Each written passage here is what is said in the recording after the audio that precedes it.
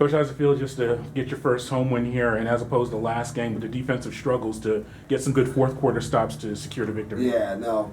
First and foremost, a win's a win. So, again, everyone's excited. I know I speak on behalf of, sounds like coach speak, but the Atlanta Hawks, obviously the College Park Skyhawks, and that's what we said after the game. Like, we'll always watch the tape after, win or lose, and there's definitely some stuff to improve on, but the first home win in College Park, took us 2 times to do it, but that's fine. So it was great just to get that home court advantage, that feeling, to get the taste of victory in College Park, first one. Again, telling the team not to take it lightly to get that first, Wikipedia page, I guess, win happened today, so it was great. And just the fourth quarter, though, just getting some defensive stops and especially getting some key rebounds, which was a struggle the previous game against the. Yeah, I know. Like we were right where we wanted to be as far as up 9 heading into the fourth quarter. So we have a lead.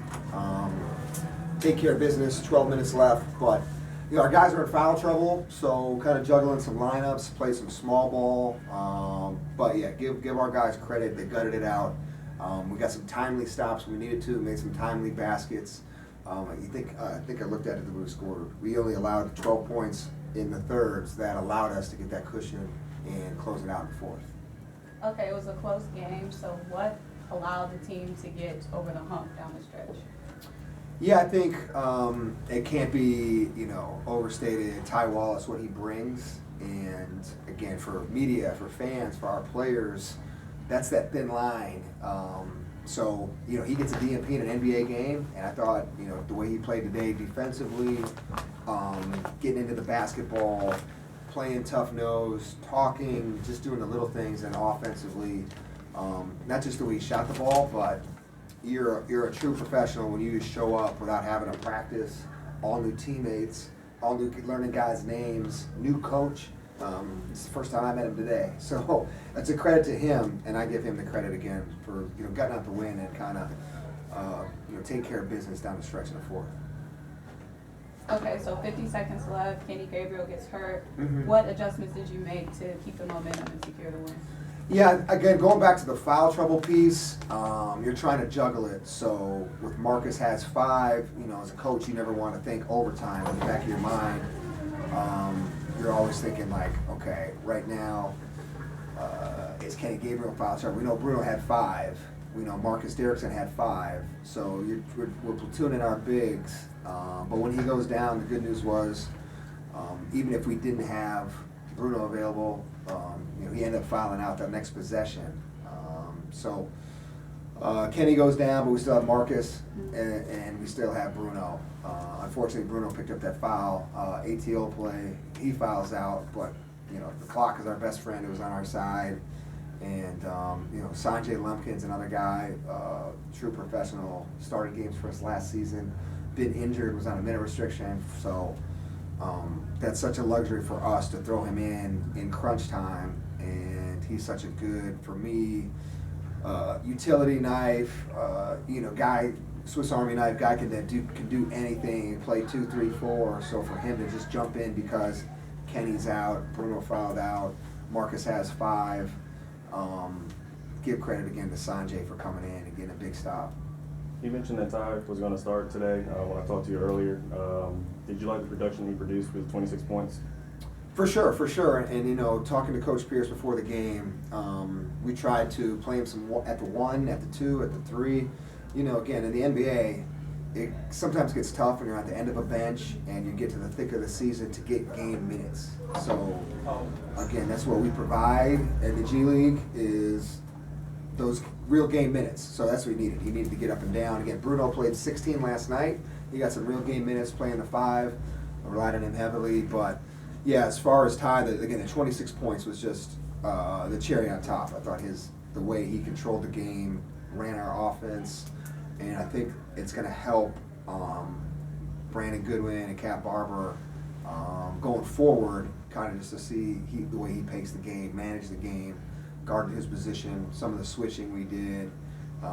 So unfortunately, the guys that are on a roster didn't get to play, get to kind of see, okay, listen, if he can show up the day of a game and put a performance like that together, there's no excuse why the rest of us collectively can't. When things get tough, just kind of dig in and get a W. Okay.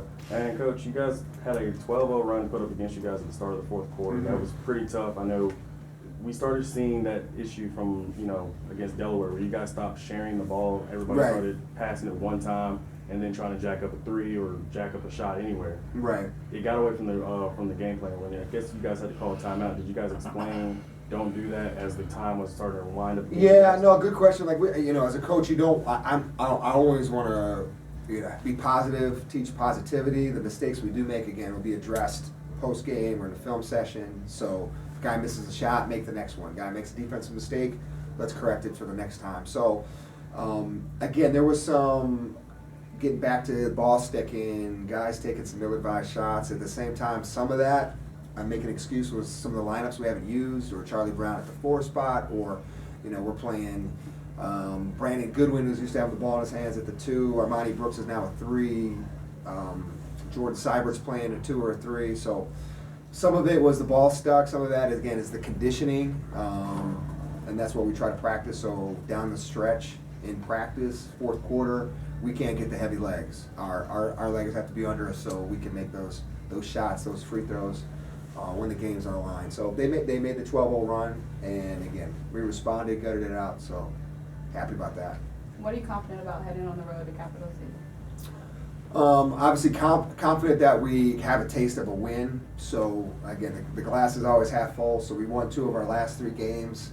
And we won it in different ways. Cat Barber carried us against Fort Wayne. So you always preach in the G League, next man up, be ready for opportunity, stay ready so you have to get ready. So I think all of those are positives.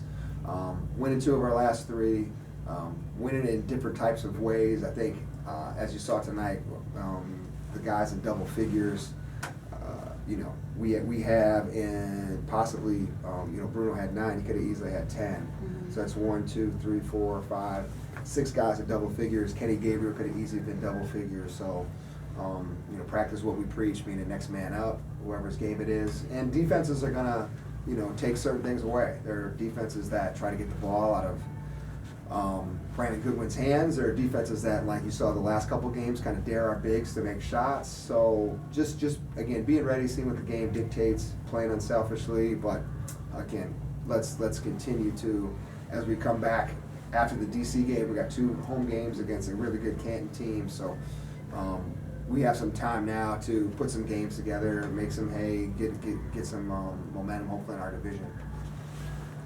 Okay, thanks.